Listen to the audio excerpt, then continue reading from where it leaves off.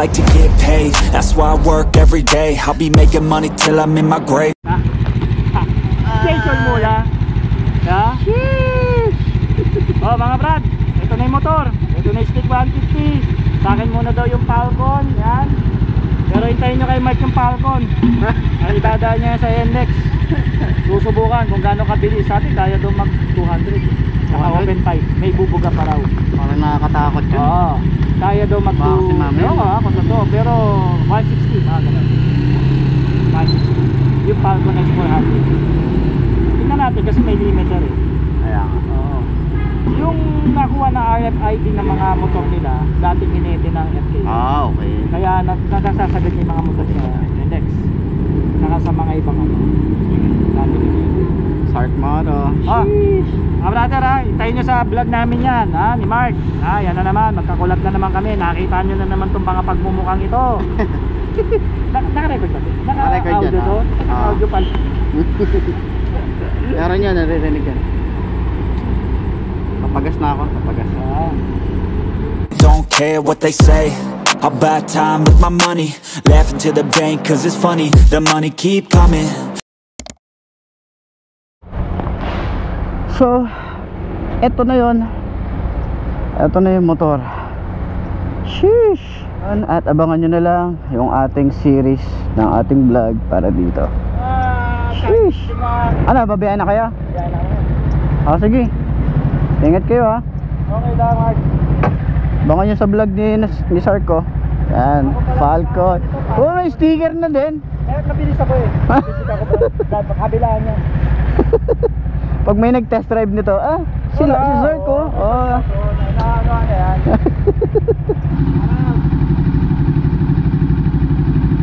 Shoutout ko, iMark. Sheesh! Shoutout ko, iMark Moto. Richard Moto. Sige, ingat kayo ha. Kaya ingat. O, ingat ha. Chat mo na lang ako. Alright, chat na lang ka. Alright, chat na lang ka.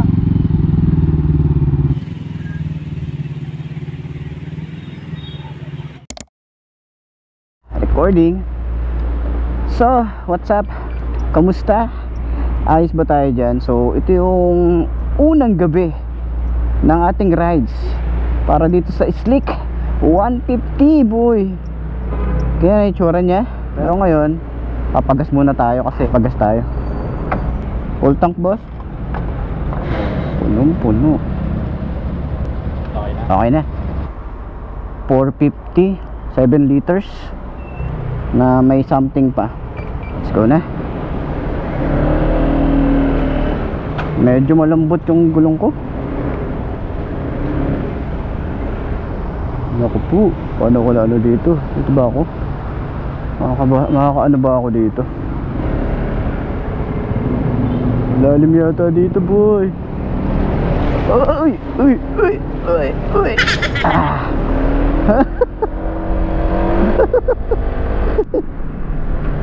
Napasabak agad kabago-bago lang okay din naman pala siya gabi kasi gusto ko malaman dito sa night ride.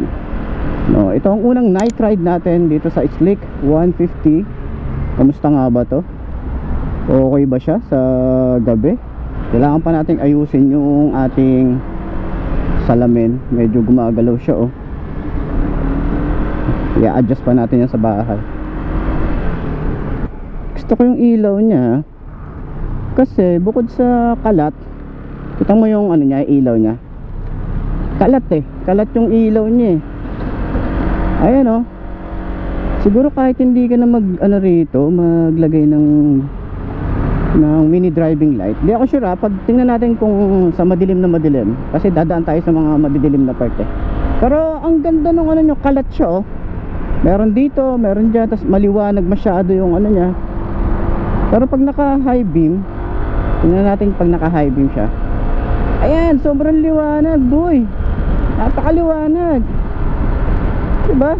Hindi ko alam kung nakikita nyo pero para sa akin maliwanag siya. Tapos pag naka low beam siya, ang ganda ng sabog nung niya. Ang ganda ng sabog nung kanyang ilaw. Grabe, okay to maliwanag yung LED niya. Tapos kitang kita natin dito yung ating speedometer. So naka-analog type yung ating speedometer dito. Tapos meron tayong digital.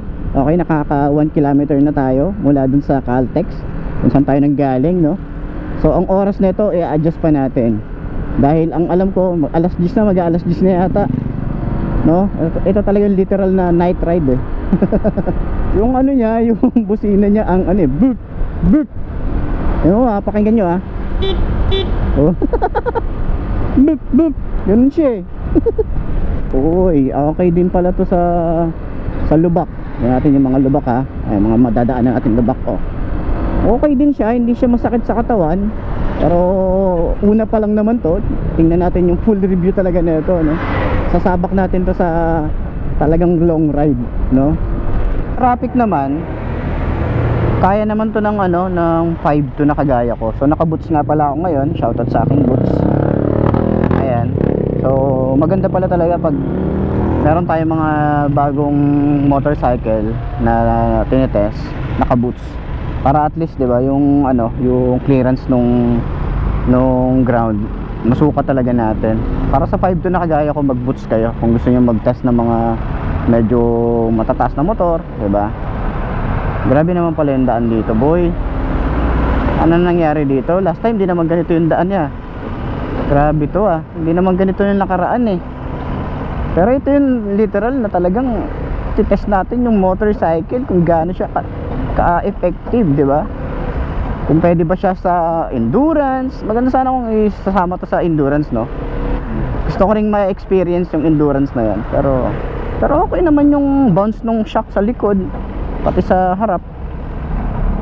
Mas matagtag pa nga yung motor ko eh. Nice. Okay, alright. Kagandahan din dito, stable yung motor oh. Oh my god, bakit ako dito dumaan?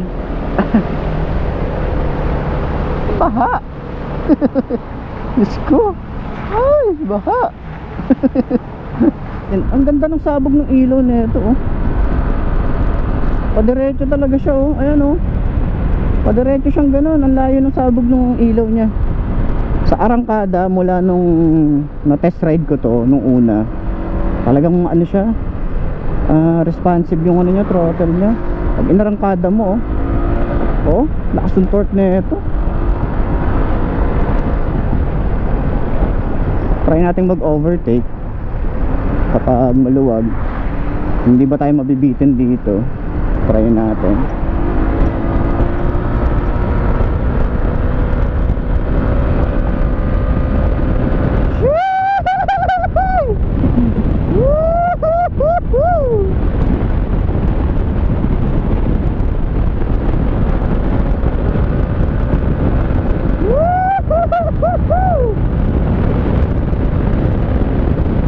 Grabe naman to boy.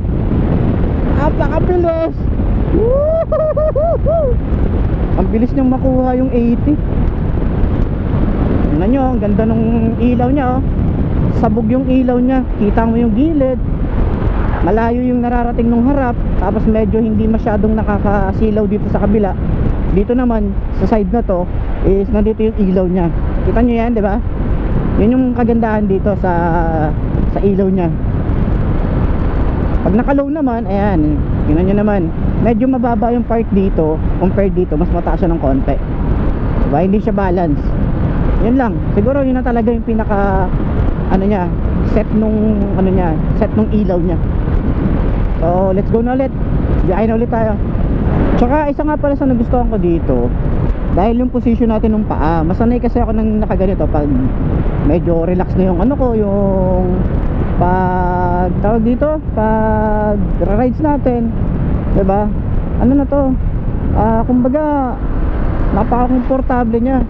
Pero kagandahan din, meron tayong gulay board dito. Ayun nga oh, kasi hindi naman ganun kalaki yung compartment nito, kaya maganda, good thing yung nilagyan nila ng gulay board para doon sa mga pinamili natin. Katulad nito, meron tayong mga gamit pwede nating ilagay dyan, diba? Okay, lubak again.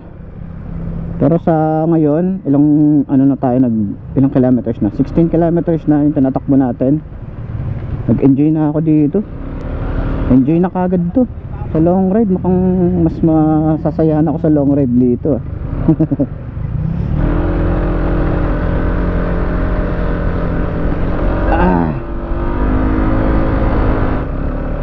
Okay din naman siya sa sa rough road eh. Kung ano yung tinahimik nung makina niya, pag umaharurot siya, meron merong galit factor yung makina eh. Meron siyang ganun eh.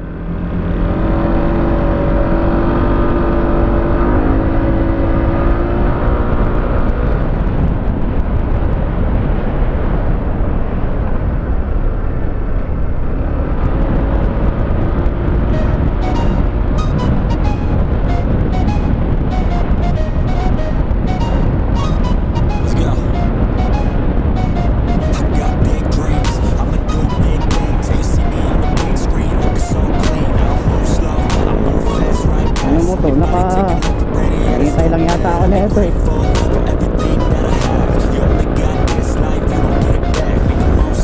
Try natin habulin.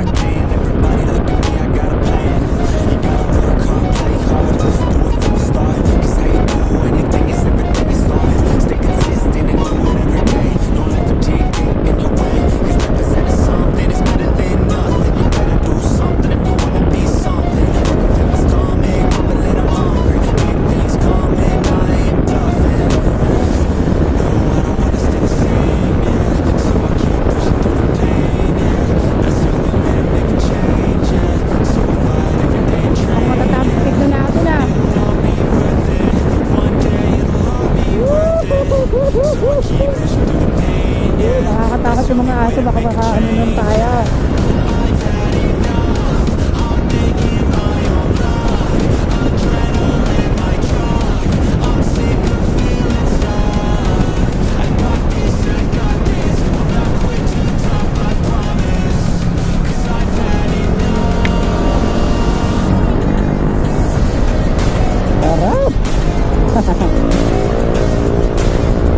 Salamat dito sa naka-NMAX, hindi ako naiinip sa biyahe.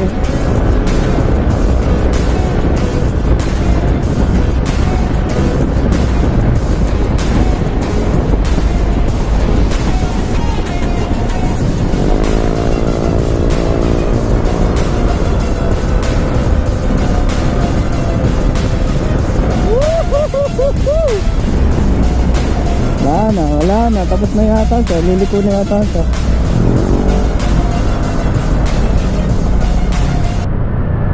Naliliko na siya.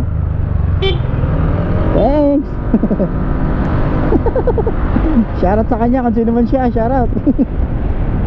Wala na akong kalaro. Ano ba naman yan? Inip ako dun na. Ano naman? Saan ba yun? Ito na naman. Yata yun eh. Nakamasid eh. Giyong yata yun eh. Giyong. Para na naman tayong kalaro. Kalaro yan.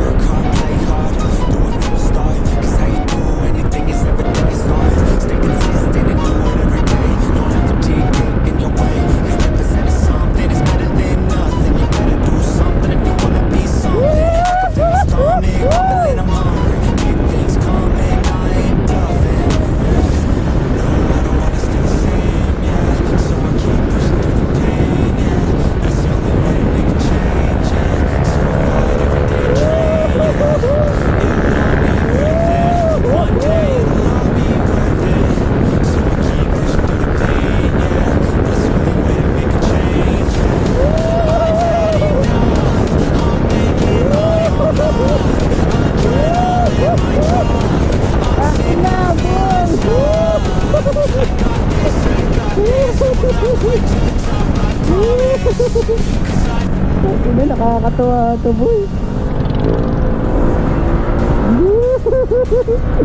Nakakatawa naman to, grabe.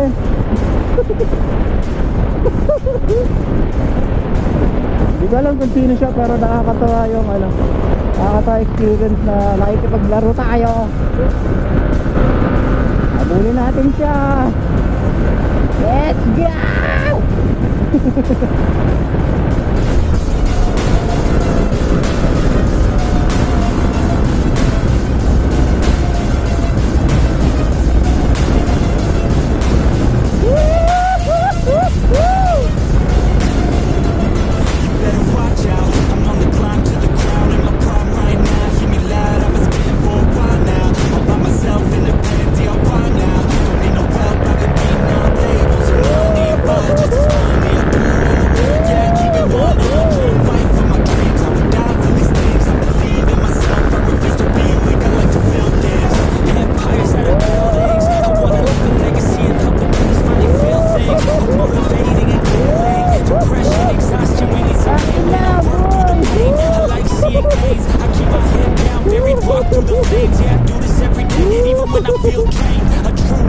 Nakakatuwa ito, boy.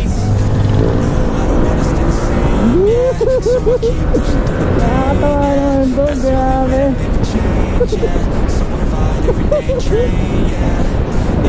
Di ba alam kung sino siya, pero nakakatawa yung ano, nakakatawa experience na nakikipaglaro tayo.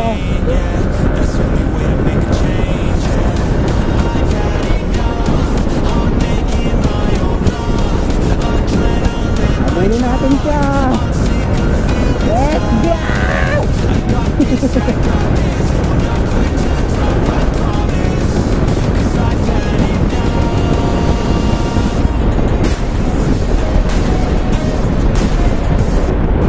Makakauwi na din. Makakauwi na din. Banking, banking. 36 kilometers per hour tuloy. 36 kilometers na tayong magkasama, slick. No, pero sobrang napasaya mo ako, grabe. Ay, paglaro tayo sa dalawang NMAX, hindi mo ako pinahiya. No, hindi pa to nabe-break in. 136 kilometers pa lang tinatakbo nito, pero grabe. Napakaganda na, napaka-smooth na ng kanyang napaka-smooth na ng kanyang makina. Paano pa pag na-change oil to, di ba? Mas may smooth pa to, grabe boy.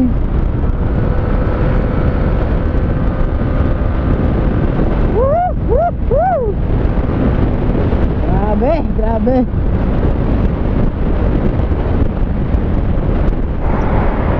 Uy, maano ka? Is ka dyan?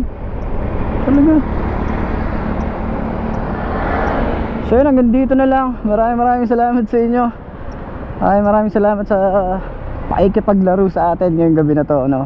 Sa NMAX na yung dalawang naka NMAX doon. Maraming salamat sa inyo. Kita-kita na lang ulit tayo bukas. I'm Mark D. Ciao.